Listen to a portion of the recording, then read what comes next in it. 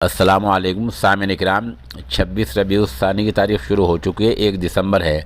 ख़बर का उन्वान है उत्तराखंड में नई गाइडलाइन जारी।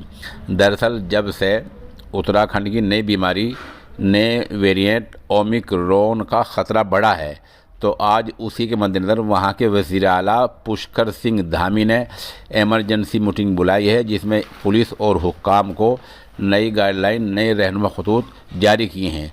होगा क्या? होगा ये कि वज़ीर आला ने ऐलान किया है कि अगले आदेश तक कोई भी धरना, प्रदर्शन, एहतजाज उत्तराखंड में नहीं होगा।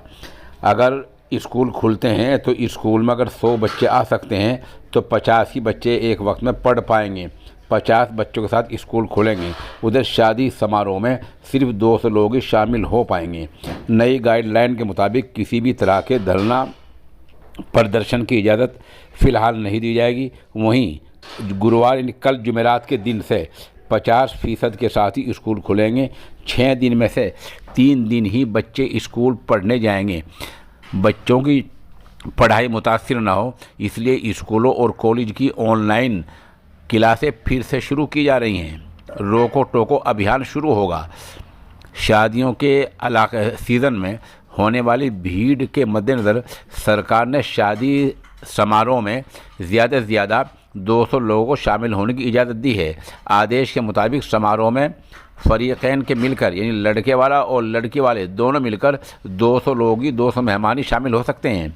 इसके साथ ही बग़ैर मास्क वालों पर सख्त कार्रवाई होगी और रोको टोको मुहिम के तहत मास्क को यकीनी बनाया जाएगा।